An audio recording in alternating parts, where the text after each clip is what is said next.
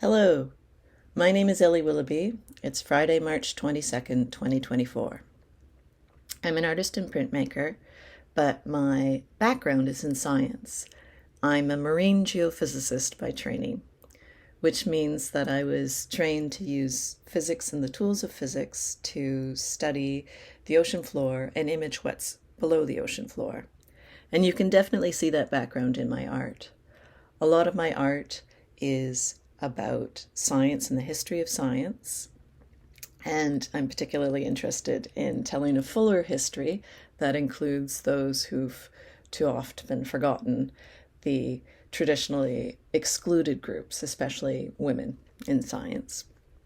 And also, my art is often about wildlife and the environment around us. And you see a lot of the ocean wildlife that I had the great opportunity to see when I was out doing science on the ocean. Sometimes I also use the tools of science in the very production of my art. I was raised here in Toronto, Ontario, Canada.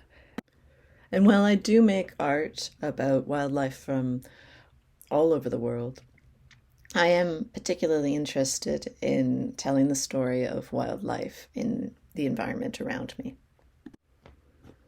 My influences are pretty varied. I really do love a very wide range of art, representational and abstract, throughout art history.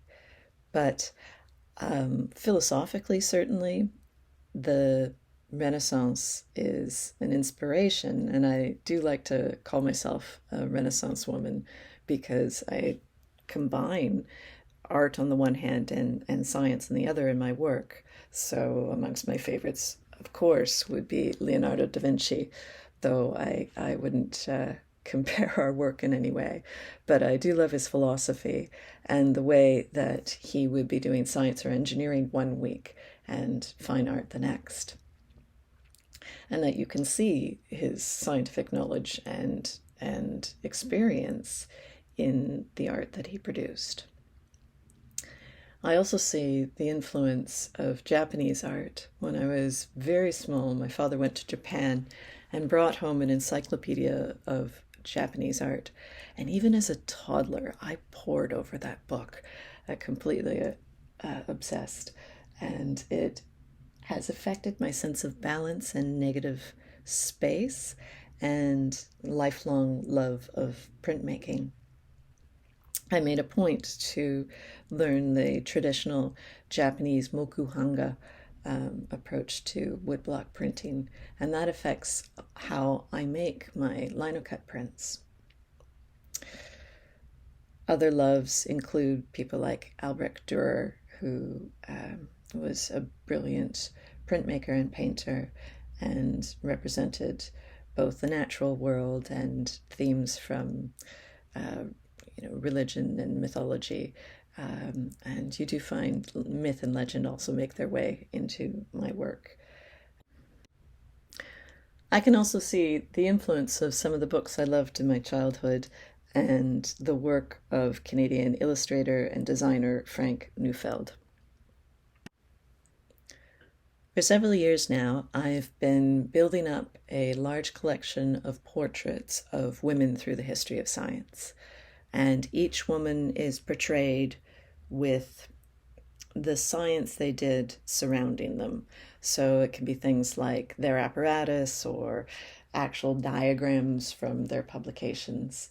And I'm really interested in telling a fuller history of science that includes the stories of people who were historically excluded and whose contributions have not been properly appreciated. I have also an ongoing project about the biodiversity of wild bees, particularly here in Toronto and Ontario, and the important role they play in our ecosystem. And in longer term projects, I'm interested in expanding my printmaking beyond two dimensions and beyond the usual confines of the method, and to see where it takes me. by adding other types of art, whether it's textile art or sculpture, and going from there. I think the biggest challenge of being an artist is literally to make a living at it. It's not easy in today's world. There are ways in which the modern world helps as an artist. It's much easier to reach a wide audience all over the globe and to sell art anywhere in the world. But all too often, the value of art that's shared on the internet is not appreciated, and some people think that it's there for the taking, which is an ongoing problem faced by those of us in the arts. If I were to offer advice to my younger self, it would be not to fear that you can combine all your passions and make a life for you that combines both the art and the science, and also to follow your own creativity and not be afraid of making mistakes. I think because I really am an experimentalist at heart, I do like experimenting with new and unusual media and techniques. I do approach things sometimes as a scientist. I have made my own inks with thermochromic color changing pigments that change color or turn colorless depending on the temperature. And I try and use that in a way to tell stories within the art, not just because, ooh, it's strange and exciting. And I've made electrically conductive ink. This allows me to literally print my own circuits and have prints that interact with the viewer. For instance, the print itself can be a proximity sensor, so that if a viewer approaches a print, it can trigger something to happen, like a sound file to play. And the print itself can act as a speaker by making electrically conductive spiral and adding a magnet. The print itself will resonate and produce sound. And so it can interact with the viewer in that way. When I'm working, I do like to have some sound or music to basically occupy the parts of my brain that are not being used in the creation of the art. But I often just turn on CBC radio because I don't want to spend a lot of time programming what I'm listening to. And I appreciate that that's likely to expose me to some music or ideas and information that I wouldn't otherwise be hearing. It's always very flattering when someone has a strong emotional response to my artwork, and when they tell me that they've learned something from the art that I'm sharing and producing. Something I didn't expect when I started my series of scientist portraits was that I would hear from friends and family of some of the scientists I've portrayed.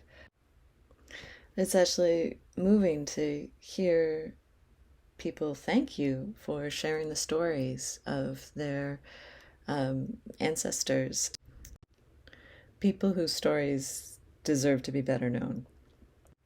I'm also really flattered if someone seeks my permission to tattoo my art on their body. One of my favorite things is when people tell me that they bought my art as a gift to inspire a young budding scientist. What I hope people will take from my art is a moment of beauty and perhaps some appreciation for the wonder and beauty of the world around us and what we have learned about it and how.